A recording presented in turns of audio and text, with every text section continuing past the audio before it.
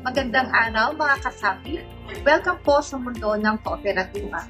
Narito po ang mga informasyon na amin po ibibigay sa inyo bago kayo sumabak ng aplikasyon niyo bilang isang miyembro ng kooperatiba ng Dasmariñas City Employees and Multipurpose Cooperative.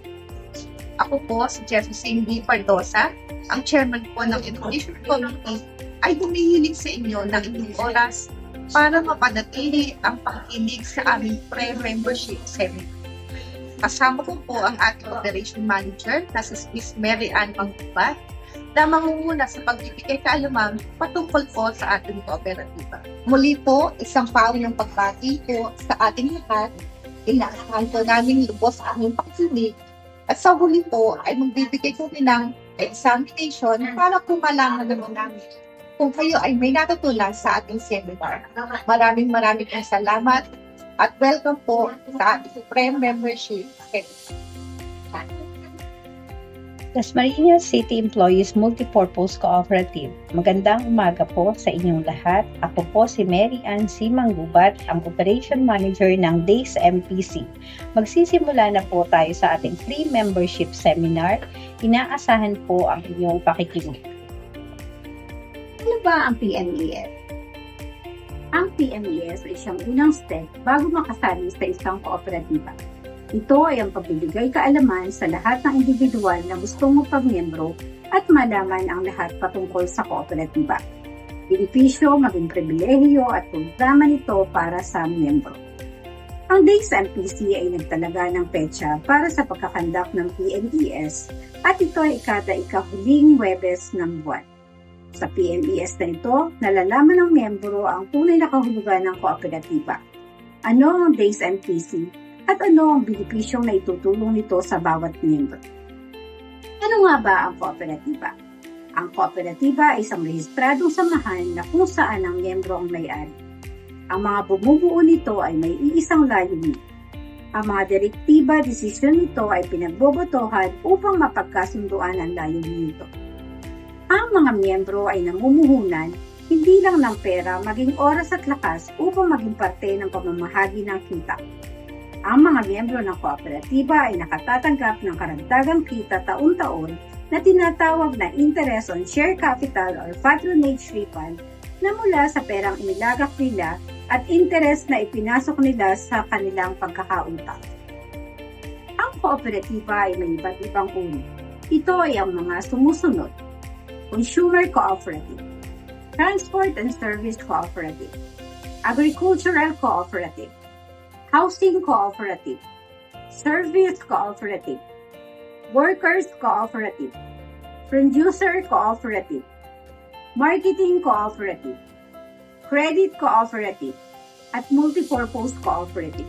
Bagamat credit ang pangunahing serbisyong ibinibigay sa miyembro, ang DAYS MPC ay kabilang sa multipurpose cooperative kung saan ang kooperatiba ay ang pinagsamang dalawa at higit pang uri ng kooperatiba na may iba't ibang business activity na nagbibigay tugon sa lahat ng pangangailangan ng mga miyembro.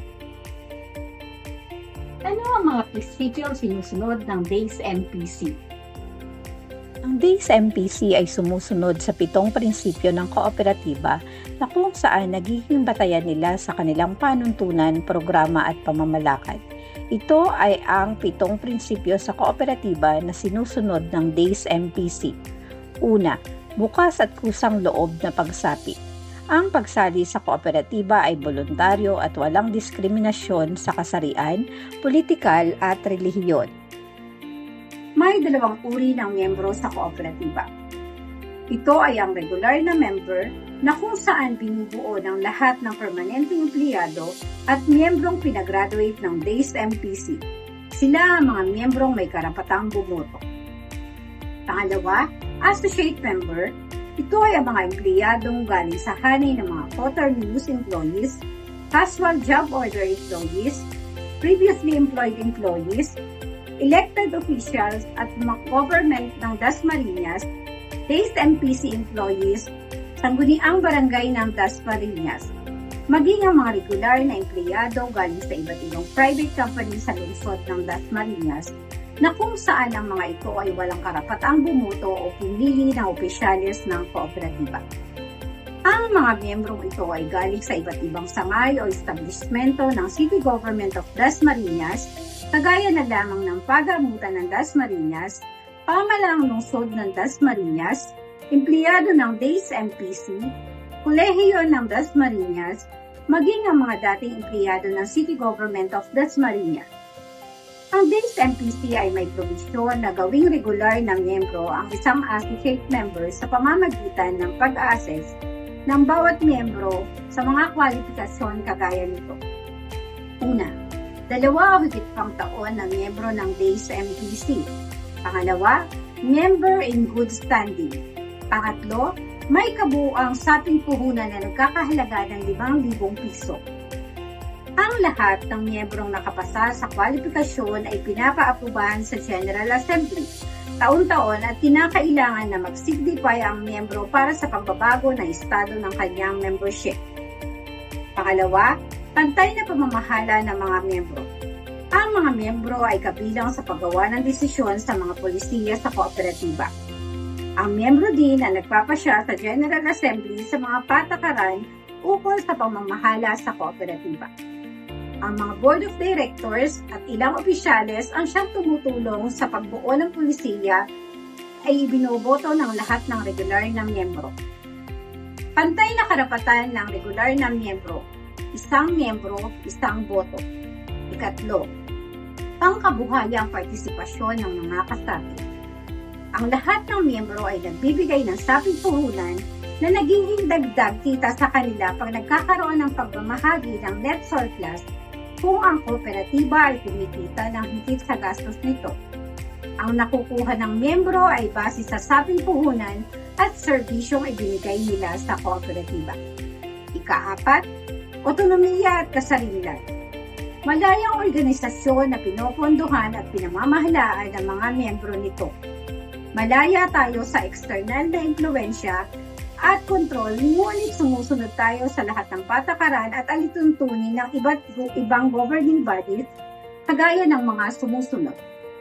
Credit Information Corporation, Cooperative Development Authority, Bureau of Internal Revenue, and Local Government Unit. Ika-5, edukasyon, pagsasanay at informasyon. Ang kooperatiba ay nararapat maglaan sa pag-aaral at pagsasanay sa kanyang mga miyembrong inihalal na katawan, tagapamahala at mga kawali para sila ay makapagsilbi ng mas mahusay para sa ikauunlad ng kooperatiba. Ito ay ang ilang aktibidades ng DAIS MPC para sa kanilang mga miyembro, maging mga opisyales. Cooperative Online Seminar, Free Membership Seminar, Co-op Benchmarking, pag-attend sa Co-op Month, Cooperative Congress, DAIS MPC Team Building, and Cooperative Livelihood Program. Ika-6, kooperasyon sa iba pang kooperatiba. Ang pakikipagkooperasyon sa iba pang kinabibilangan nating kooperatiba ay ang ating higit na sinasanay. Nakikipagtulungan tayo sa iba pang mga kooperatiba para suportahan ito at makakuha rin ng suporta at serbisyo nila. Sa ganitong paraan, magiging mas epektibo ang pagbibigay serbisyo ng kooperatiba sa kanilang mga miyembro, palakasin ang cooperative movement sa pamamagitan ng pagtutulungan. Ang DAIS MPC ay miyembro ng 3 union at federation at ito ay ang mga sumusunod. Dasmariñas City Union, Pamana DCF, Union Enterprising Cooperative, at pang-7, pagmamalasakit sa komunidad. Ang kooperatiba ay nagtatrabaho o kumikilos para alalayan sa pag-unlad ang kanilang pamayanan sa pamamagitan ng mga patakaran na inaprubahan ng mga kasapi nito. Pagbibigay malasakit bilang sa miyembro, maging sa mga taong kinakailangan ng pagtulong at kalinga.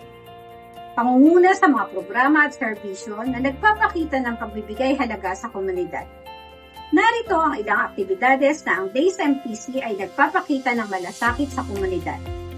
Cleaning materials distribution, gift giving, Children's Month participation, donation of all calamity victims, school supplies distribution, tree planting, and dental mission. At ngayon naman, tayo po ay dadako para naman alamin kung ano nga ba ang DACE MPC. Ang DACE MPC ay binubuo at narehistro sa TDA noong September 22, 2000. Ang pagpayag sa pagbubuo ng kooperatiba ay pinangunahan ni dating Congressman Elpidio Barzaga Jr.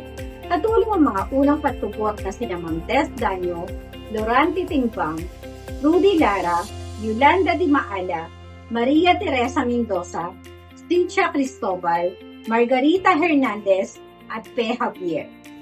Simula sa pupunang 30,000, ang kooperatiba sa ngayon ay may kabuoang 65,151,489 na saping puhunan at may kabuoang pag-aari na nagkakahalaga ng 86,439,871 at binubuo ng 1,587 miyembro.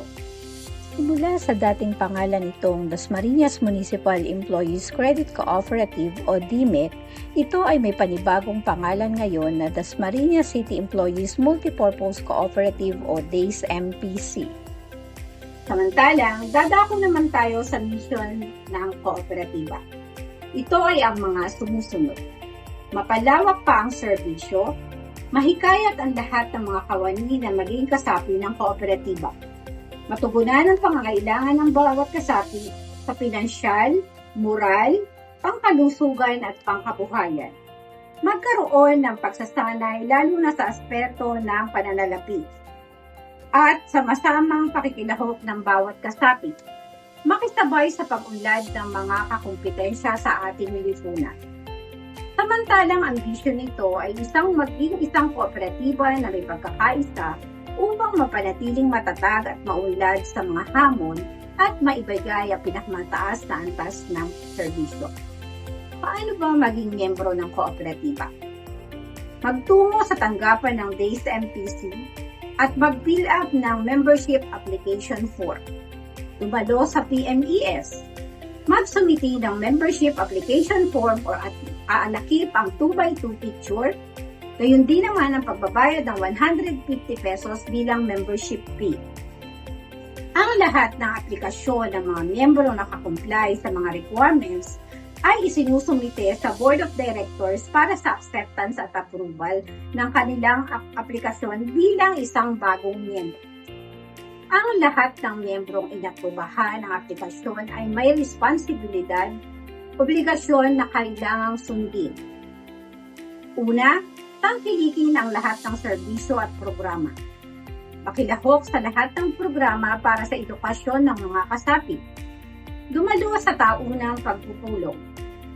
Sumunod sa lahat ng ordinansa, desisyon, polisiya, batas at regulasyong ipinasa ng mga Board of Directors at ng General Assembly at pagbabayad ng saping puhunan.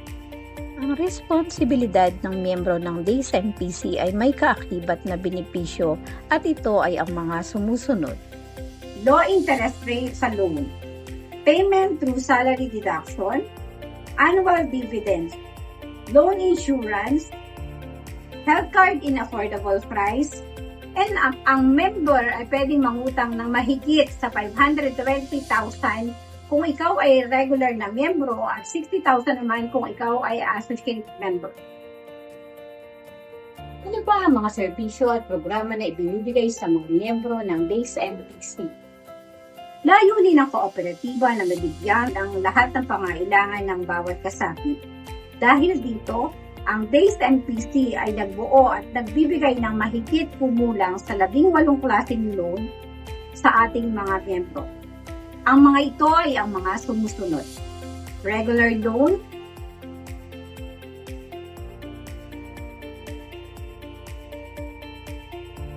back-to-back loan,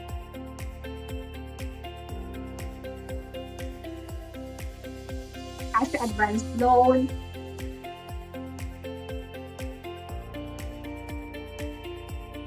emergency loan,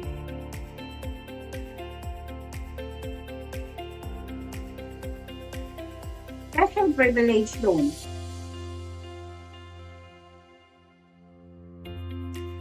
appliance loan,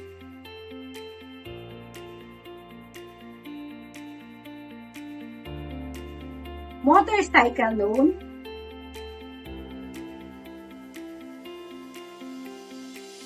GT Super 8,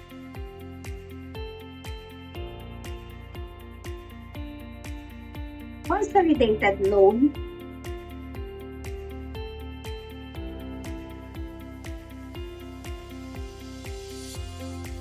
free membership loan,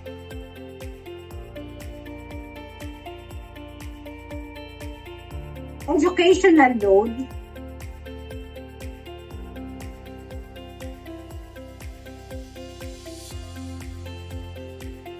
utility bills loan,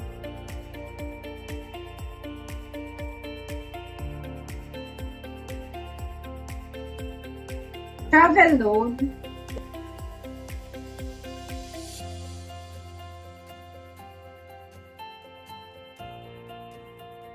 enhancement regular loan,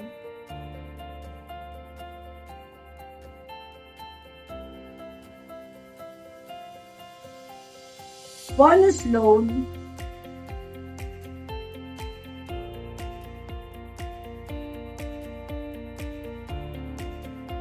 enhancement emergency loan,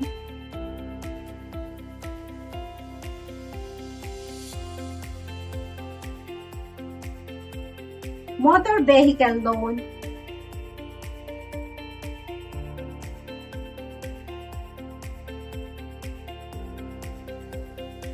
at pangkabuhayan loan.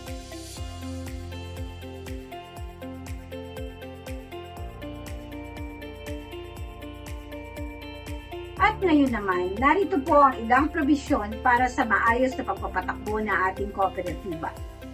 Ang lahat ng miyembro na gustong umutang ay dumadaan sa masusing assessment ng kooperatiba para masiguro ang seguridad sa maayos na pagbabalik ng perang hiniram sa kooperatiba. Ang lahat ng approval ng loan ay binabatay sa mga sumusunod. Una, character. Pangalawa, capacity to pay na kung saan kinakailangan magsumiti ng isang buwang payslip ang isang miyembro. Collateral, makapagbigay ng post-dated o notarized promissory note bilang prenda sa kanyang perang hiniram. Co-maker, permanenteng empleyado ng city government at miyembro ng kooperatiba.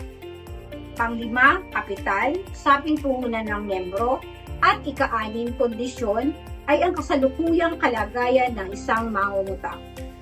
Ang lahat ng ito ay masusing tinitingnan para sa kasiguraduhan ng perang ipinauutang. Ating tandaan na ang perang ating pinauutang ay pera ng lahat ng miyembro o kasapi na naglagan ng saping puhunan sa kooperatiba, kaya kinakailangan natin itong pag-ingatan. Ang offsetting na loan ay pinahihintulutan sa ating kooperatiba sa mga pautang na kagaya ng regular loan, cash advance loan, special privilege loan, back-to-back loan, emergency loan, appliance loan, motorcycle loan, pangkabuhayan tindahan loan, enhancement consolidated loan, enhancement regular loan, at consolidated loan. Gayun din naman ang mga loan sa DAYS MPC na pinahihintulutan ng offsetting kagaya ng travel loan, educational loan, Super 8 GC at utility bills loan na kung saan ang mga loan na nabanggit ay kinakailangang bayad bago uli mag-loan ng panibago. Ang DAYS MPC ay nagbibigay ng mababa at diminishing balance na computation ng interest. 1.4% per month sa lahat ng loan maliban sa emergency loan na 1% at 10% naman sa Super 8 GC. Ang lahat ng loan sa kooperatiba ay binabawasan ng 2% processing fee galing sa principal amount ng pagkakautang. Ito ay nagsisilbing karagdagang kita sa kooperatiba. Samantalang, 0.90 naman kada 1,000 utang multiplied sa bilang ng buwan na ito ay babayaran ang miyembro bilang insurance naman sa nasabing loan. Isa rin sa binibigyang pansin ng DAYS MPC sa pag-a-assess ng loan ay ang leave credits ng bawat mangungutang. Ito ay isang konsiderasyon pa rin para masiguro ang pagbabayad sa loan ng bawat miyembro. Ang miyembrong may 15 leave credits pataas ay pinapayagang mag-avail ng iba't ibang klaseng loan hanggang 520,000 kabuuan. Samantalang kung ang leave credits ay mababa sa 15, tanging times 3 ng kabuuang share capital ang kanyang pwedeng hirapin at mamimili lamang siya sa pautang sa 18 nabanggit. Nagkakaroon din ng konsiderasyon sa haba o tagal ng pagiging miyembro para matukoy kung hanggang magkano ang pautang na ibibigay sa miyembrong nag-a-apply. Isa sa requirement ng kooperatiba ang pagsusumiti ng payslip sa ating tanggapan sa panahong siya ay mangungutang. Ang DAYS MPC ay may alituntuning sinusunod sa pagre-revisa nito. Kung ikaw ay job order or associate member, kinakailangan na ang iyong payslip ay may kabuuang 3,000 piso na di bababa na 1,500 less na ang loan at ilo-loan. Gayun din naman kung ikaw ay regular na miyembro, halagang 4,000 na di bababa ng 2,000 kada payroll, bawas na ang loan, ilo-loan at kinomikeran nito. Narito naman ang ilang senaryo at paraan para patuloy na mabayaran ang pagkakautang sa kooperatiba. Kung ang isang miyembro ay di nakakabayad ng kanyang obligasyon sa kooperatiba, ang utang ay posibleng bayaran ng kanyang co-maker. Ngunit ito ay dumadaan sa proseso na isinet ng kooperatiba. Kung ang miyembro ay namatay o nagkaroon ng pinsala na naging dahilan ng di na pagbabayad sa kooperatiba, magkakaroon ng pag-check sa kanyang account para masiguro ang security ng loan gamit ang kanyang mga naiwang pera. Sa pagkakataon naman na ang naiwang saping puhunan, savings ay di sapat para ipambayad sa kanyang utang, ang kooperatiba ay nagbabawas sa iba pang claim sa kanyang matatanggap sa kooperatiba, kagaya ng damayan benefits, insurance benefit, at paglayon ang lahat ng sobra ay ibabalik sa pamilya ng miyembro. At kung ang isang co-borrower ng isang miyembro ang nawala, sa anumang kadahilanan, ang miyembrong may utang ay kinakailangang magpalit ng bagong co-maker para masiguro ang pagbabalik ng perang nahiram sa panahong muling magkaproblema ang miyembrong may utang. Ang lahat ng miyembro na may utang sa kooperatiba ay di na kailangang magtungo sa tanggapan ng DAYS MPC para magbayad ng kanilang mga obligasyon. Nagkakaroon ng pagsusumite ng deduction sa HR ng city government kada ika-4 at 19 ng buwan. A4 para sa payroll period ng A15 at 19 para sa payroll period ng A30. Ang kumpirmasyon ng bawat idinidak sa miyembro ay mahigpit na ipinatutupad bago ang pag-aaproba ng panibagong loan para sa kaayusan pa rin ng records at dokumento ng kooperatiba. May iba't ibang klase ng benepisyo ang miyembro ng DAYS MPC at ito ay ang mga sumusunod. Medical assistance. Ito ay may halagang 2,000 piso na ibinibigay sa aktibong miyembro na inabutan ng karamdaman at naratay sa ospital ng mahigit sa 2 araw. Burial assistance. Ang financial assistance na ibinibigay sa pamilya ng miyembrong inabutan ng kamatayan at aktibong naging miyembro ng kooperatiba na nagkakahalaga ng 10,000 piso. Tanging notarized death certificate ang isusumite sa ating tanggapan para dito. Ikatlo, damayan benefit. Ang lahat ng aktibong kasapi ng kooperatiba ay maaaring magpamiyembro sa damayan. Ang pagmemiyembro dito ay kusang loob. Ang bawat kasapi ay binibigyan ng karapatang magtalaga ng beneficiary na binubuo ng kanyang immediate family member.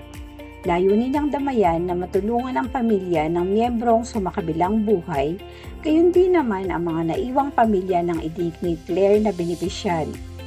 Ang natatanggap nila ay galing sa pinagsamasamang ambag ng bawat miyembro nito na kung saan 100 piso kung miyembro ang namatay at 50 piso naman para sa sumakabilang buhay na beneficiary. At ngayon naman po, ipakikilala ko po sa inyo ang mga individual na nasa likod ng maayos na pangangasiwa at pagpapatakbo ng DAYS MPC. Ito po ay ang grupo ng lupon na pangnangungunahan ni Mr. Joselito M. Cantada, Chairman of the Board, Ms. Jane B. Partosa, Vice Chairman of the Board, at ang mga Board of Directors na sina Ms. Emeline Berata, Ms. Marisa Lanting, Ms. Melanie Tenorio, Ms. Lisa Auret. Katulong din po natin ang ating masipag na sekretary na si Julie Glor Pantino at ang ingat yaman na si Rosalie Daep.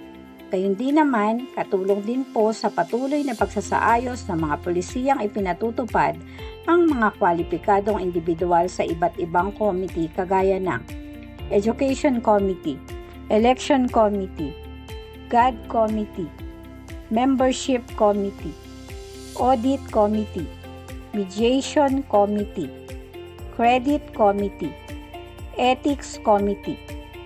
At bilang panghuli, nais ko din pong ipakilala sa inyo ang mga taong makakasama niyo po at makasalumuha sa ating kooperatiba na siya nagpapasunod ng lahat ng batas at polisiya na binuo ng ating mga patnugot, ang management staff. Tunay po na ang pagsama-sama at pagtutulungan at pagkakaisa ng lahat ng kinatawan ng kooperatiba at mga membro ay magiging posible ang patuloy na pag-unlad ng DAYS MPC. Maraming salamat po sa inyong lahat. Ako po si Mary Ann C. Manggubat, Operation Manager ng Dasmariñas City Employees Multi-Purpose Cooperative. Welcome po sa kooperatiba. Mabuhay po tayong lahat. Ako po si Joselito Cantada, kasalukuyang chairman ng Dasmariñas City Employees Multi-Purpose Cooperative. Ako po ay nalulugod na kayo ay nakatapos ng inyong PMES o ang seminar para sa mga bago miyembro ng ating kooperatiba. Maasahan niyo po na tayo ay magkakasama-sama sa patuloy na pagpapalad ng ating kooperatiba. Inaasahan ko kayong lahat ng staff para makatulong at matulungan natin ang bawat kasapi. Maraming salamat.